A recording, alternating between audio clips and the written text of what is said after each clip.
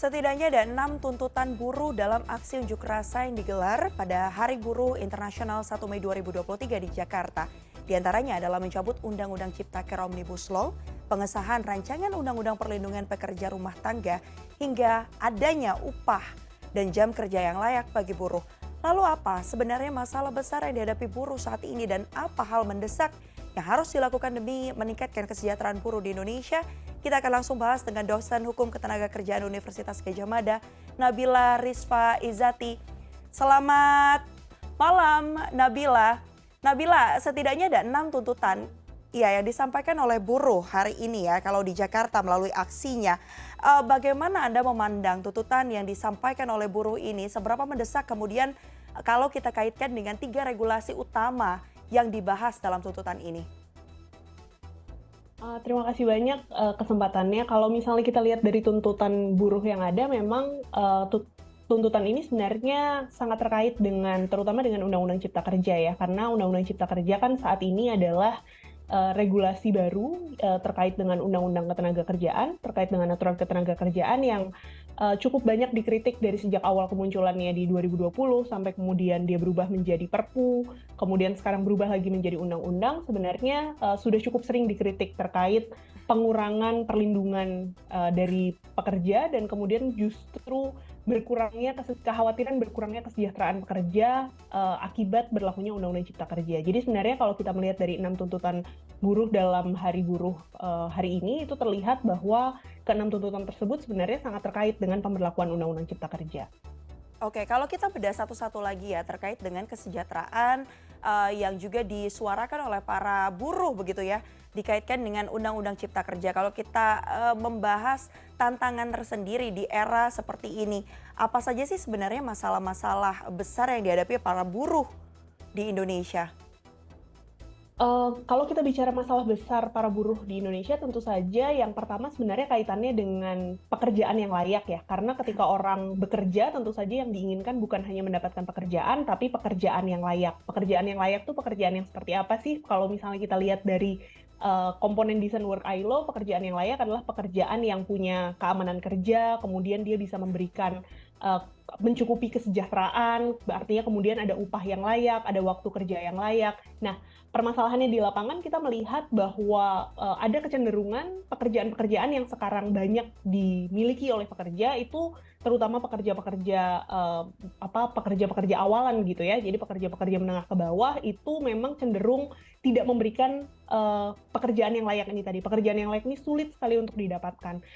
Terutama ketika pasca berlakunya Undang-Undang Cipta Kerja yang membuat orang menjadi semakin mudah dipekerjakan sebagai pekerja kontrak, misalnya orang jadi nggak punya job security ketika dia mempunyai pekerjaan. Dan hal-hal ini kemudian menyebabkan semakin sulit bagi pekerja untuk mendapatkan hak-hak, bahkan hak-hak bare minimum hak normatifnya pun juga menjadi semakin sulit untuk didapatkan. Jadi pekerjaan yang layak sih sebenarnya yang menurut saya menjadi isu paling krusial untuk yang seharusnya memang akan selalu diperjuangkan bersama oleh teman-teman kelas pekerja.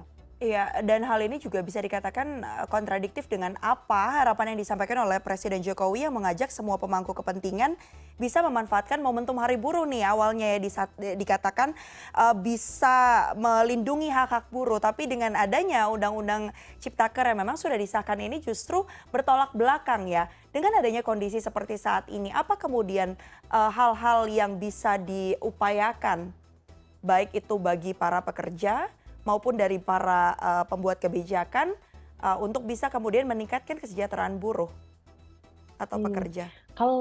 Kalau dari pekerja sendiri sebenarnya memang salah satu hal krusial pasca berlakunya Undang-Undang Cipta Kerja adalah Undang-Undang Cipta Kerja itu kan dalam konteks ketenagakerjaan sering dikatakan sebagai undang-undang yang melakukan deregulasi dari aturan ketenagakerjaan. Artinya deregulasi adalah hal-hal yang tadinya diatur secara restriktif dalam undang-undang, kemudian diatur oleh hukum, dilindungi oleh hukum, itu sekarang banyak yang dikembalikan pada kesepakatan para pihak.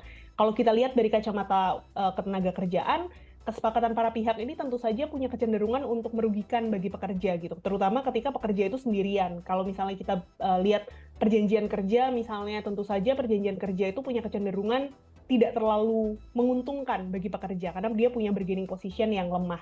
Sehingga salah satu hal yang memang sering untuk disuarakan pasca berlakunya Undang-Undang Cipta Kerja adalah kebutuhan pekerja untuk menjadi semakin kolektif gitu. Jadi ada upaya-upaya kolektif yang perlu dilakukan oleh pekerja bersama-sama, sehingga relevansi serikat buruh dan serikat pekerja misalnya menjadi sangat relevan, menjadi makin relevan sebenarnya pasca Undang-Undang Cipta Kerja, karena serikat pekerja, serikat buruh itu adalah tempat di mana semua buruh dan pekerja itu bisa memperjuangkan haknya secara bersama-sama gitu, secara kolektif. Karena ketika mereka sendirian akan sulit sekali bagi kita untuk bisa memperjuangkan hak kita, tapi ketika kita bersama-sama sehingga setidaknya ada bargaining position yang naik dari pekerja itu sendiri. Oke, Itu dari sisi pekerja. itu dari sisi pekerja. Kalau kita bicara soal serikat tadi ya, serikat buruh, serikat pekerja, sesuai dengan headline kita nih ya, asa dan realita kesejahteraan pekerja. Faktanya di lapangan seperti apa sih Nabila? Seberapa kemudian signifikan peran besar dari serikat pekerja dan buruh ini ketika akan memperjuangkan kesejahteraan dari pekerja jika kemudian kita tarik lagi benangnya dengan aturan yang ada? Karena faktanya tidak jarang ya, ini kemudian berbenturan hingga akhirnya yang harus tanda kutip kalah adalah kelompok serikatnya ini dan regulasi yang tentu menjadi payung hukumnya begitu. Salah satu hal yang juga penting untuk di-highlight ya ketika kita berbicara soal tuntutan-tuntutan serikat, bagaimanapun harus dipahami bahwa jumlah pekerja yang berserikat di Indonesia itu kan masih sangat minim. Dan serikat sendiri terkonsentrasi di sektor-sektor tertentu. Sedangkan kalau kita bicara soal pekerja yang paling lemah, misalnya daya tawarnya sebenarnya adalah pekerja-pekerja di sektor informal yang bahkan secara hukum pun dia tidak terlindungi. Jadi kalau kita bicara dalam konteks regulasi ketenagakerjaan kita yang ada sekarang pun itu kan sebenarnya sangat bias di sektor formal gitu ya. Jadi ketika kita pekerja di sektor formal mungkin secara hukum kita cukup terlindungi, tapi ketika kita adalah pekerja-pekerja di sektor informal, pekerja-pekerja dengan hubungan kerja non-standar seperti mitra misalnya, freelancer, part-timer, itu sebenarnya perlindungan hukumnya secara hukum pun juga masih sangat lemah, dan juga jumlah orang yang berserikat di sektor-sektor tersebut juga sangat minim. Itu yang kemudian menyebabkan pekerja-pekerja di sektor-sektor informal hingga saat ini kesejahteraannya memang masih sangat jauh dari yang diharapkan gitu. Jadi ketika kita bicara soal kolektivitas dan serikat juga menjadi sangat penting untuk kemudian memperluas sebenarnya jangkauan dari serikat dan kolektivitas itu sendiri agar kemudian pekerja-pekerja yang berada di sektor-sektor yang semakin prekariat ini tadi juga kemudian bisa lebih tersuarakan suaranya gitu. Jadi nggak bias hanya memperjuangkan di sektor formal saja, tapi kemudian pekerja-pekerja di dalam hubungan non-standar itu juga sekarang menjadi semakin krusial sih untuk dibicarakan karena jumlahnya makin banyak sebenarnya secara demografi. Ya, berapa persen sih Nabila kalau ada datanya nih untuk para pekerja di sektor informal, pekerja lepas, mitra begitu?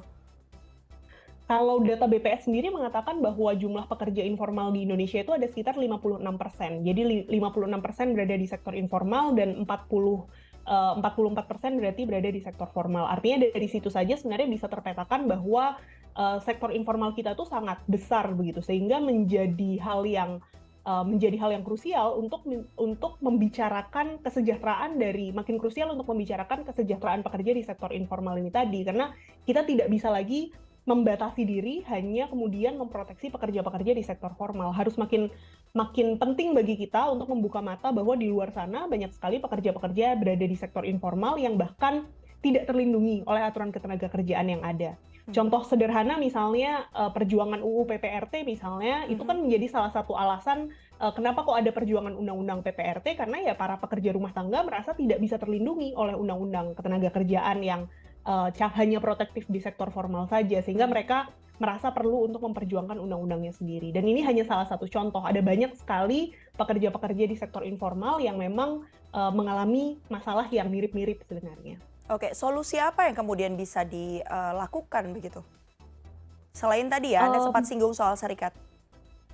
Iya, kalau tadi dari sisi pekerja kan memang serikat, tapi memang isu ini sebenarnya adalah isu struktural yang hanya bisa diselesaikan secara clear melalui kebijakan. Jadi menjadi sangat krusial bagi pemerintah untuk tidak menutup mata bahwa jenis-jenis pekerjaan di masa sekarang itu kan memang sudah berbeda dengan hubungan-hubungan kerja yang terjadi di 10-15 tahun yang lalu. Kayak pemerintah sering bicara soal revolusi industri, pemerintah sering bicara soal future of work misalnya. sebaiknya hal tersebut juga kemudian dimanifestasikan dalam kebijakan yang lebih bisa merangkul pekerja-pekerja yang berada dalam hubungan-hubungan kerja non standar ini tadi gitu. Jadi jangan sampai kemudian kita bicara revolusi industri tapi kebijakan ketenagakerjaan kita sebenarnya tidak sama sekali tidak melindungi orang-orang yang bekerja di sektor-sektor atau pekerjaan-pekerjaan yang muncul karena revolusi industri ini tadi. Jadi memang dalam pembuatan kebijakan ketenagakerjaan sangat penting bagi kita untuk tidak lagi membatasi diri hanya pada pekerjaan-pekerjaan dalam hubungan kerja standar gitu. Pemerintah harus mulai terbuka menyadari pentingnya regulasi, proteksi bagi pekerja-pekerja di sektor-sektor lainnya juga, sektor-sektor informal yang jarang sekali kemudian tersentuh oleh peraturan ketenagakerjaan. Regulasi proteksi bagi para pekerja untuk meningkatkan kesejahteraan dari pekerja, dan lagi-lagi tadi kuncinya tidak hanya pekerja sektor formal tapi ada banyak sekali, lebih dari 50% pekerja yang ada di sektor informal. Jadi kalau mau sejahterakan pekerja, sejahterakan buruh, jadi harus inklusif ya Betul. penyejahteraannya begitu. Baik, terima kasih banyak atas dialognya pada malam hari ini kepada dosen hukum ketenagakerjaan Universitas Gadjah Mada, Nabila Rizfa Izati, sudah bergabung bersama kami di CNN Indonesia Terima Connected. Terima kasih. kasih atas waktunya.